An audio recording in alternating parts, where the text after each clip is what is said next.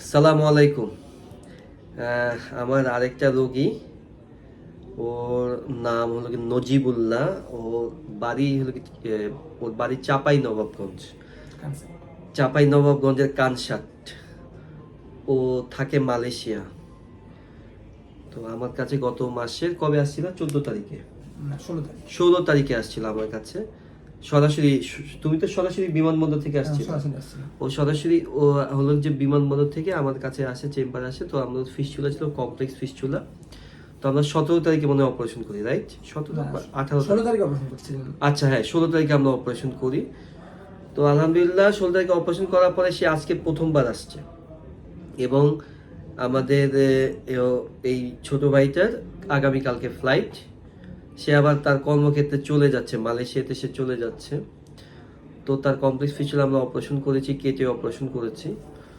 তো ওর অনেক ভয় ছিল, অনেক প্রশ্ন ছিল, আমি ভালো হবো কিনা, স্যার অনেক বেশি ব্যথা পাবো কিনা, আমি কি যেখানে থাকি ওখানে যে কাজ করতে পারবো কিনা। আপনি দেখেন আমার পাশে বসে আছে। আজকে প্রায় 27 থেকে 28 দিন হয়েছে ওর অপারেশনের। আমার কাছে প্রথম অপারেশন করে ফার্স্ট টাইম আসলো। আমি ওর পাইপট চেক করে দেখলাম, আলহামদুলিল্লাহ 80% ফিল আপ হয়ে গেছে, সম্পূর্ণ ভরাট হয়ে গেছে। তো সে কালকে সকালে ফ্লাইট না রে?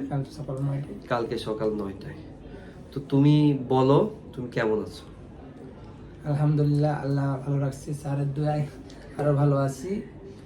আমি তো প্রথম থেকে আপনার ভয় করতাম যে আমার 1 মাসে ছাড়বে না। আমার তো ছুটি দিয়েছে 1 মাস, আর আমি ছুটি নিয়েছি ওখান থেকে আপনার খুব কষ্ট করে 8 মাস 9 মাস থেকে ওই ম্যাডামের পিছিয়ে দৌড়িয়ে বেড়িয়ে রেডি করে খুব কষ্টে ছুটি নিয়েছি। আর আমি আইসিডিএসে মনে করছিলাম যদি 1 মাসে না সারে তাহলে আমি ফের কষ্টতে পড়ে যাবো। যদি না সারে তা আমি কী করবো না করবো। এমনি তো মানে টাকা খরচ করে মালয়েশিয়া গেছি। তারপরও আপনার ওখান থেকে আইসে যে যদি ভালো না হয় তখন তো মানে এক সমস্যা। এদিকে ধরেন আপনার আমি আসাতে 2-2.5 লাখ টাকার মতন খরচ হয়েছে। তো সব মিলিয়ে আলহামদুলিল্লাহ এখন ভালো আছে, এখনো ভালো আছে, আমিও দেখছি। আচ্ছা, যেটা আমি আবার বলতেছি, আমরা যেভাবে অপারেশন করছি, তোমার অপারেশনের পরে কি অনেকে যেমন একটা আতঙ্ক কাজ করে, বিশেষ করে যারা বাইরে থেকে আসে, যে স্যার আমি যে স্যার বিদেশে কি স্যার পারবো কিনা যেতে, আমার কি স্যার ব্যথা কেমন করবে। তোমার অপারেশনের পর থেকে ব্যথা ছিল না? আমি তো ব্লিডিং ছিল, ব্লিডিং না, ব্লিডিং তো টোটালি আসেনি। তারপরে আমি ব্যথার ওষুধ একটা না দুটা খাইছি। আমি একটা না দুটা খেয়েছে।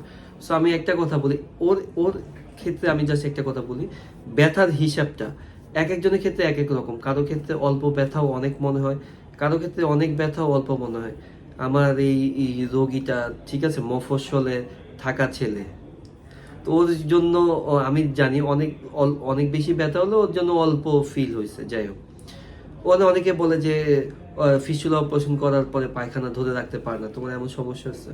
না, আমার ওরকম সমস্যা হয়নি। তারপর আপনার আমি বাড়ি যেয়ে 1-2 দিন পরে আমি স্বাভাবিক হেঁটে পেয়েছে। তো আমার মানুষ আমাকে বলছে যে তুমি এভাবে বাড়াই না, কোন সমস্যা যাবে। আমি না, আমি ঠিক আছে, আমি ফিট আছি। তো আমরা যেটা দেখলাম যে আমরা ওর পায়ুপথটা চেক করে দেখলাম, যেখানে ছিল স্পেসটা 80% ফিল আপ হয়ে গেছে। তোমার কোনো ধরনের কি ড্রেসিং করতে হয়েছে? ড্রেসিং না, আমি যা ওই সাবান পানি দিয়ে ও জায়গাটা পরিষ্কার করছে, কোনো ড্রেসিং করতে হয় না। অনেকে বলে যে স্যার অপারেশনের পরে আসতে হবে, ড্রেসিং করতে হবে, এইটা করতে হবে, ওইটা করতে হবে। আমার কোনো রোগী নর্মালি ড্রেসিং করতে হয় না, আমরা ওইভাবে সুন্দরভাবে অপারেশন করে দিই। তো আমি ওর অনেক দূরের থেকে আসছে, আমি ওর আজকে সময় করবো না, নষ্ট করবো না।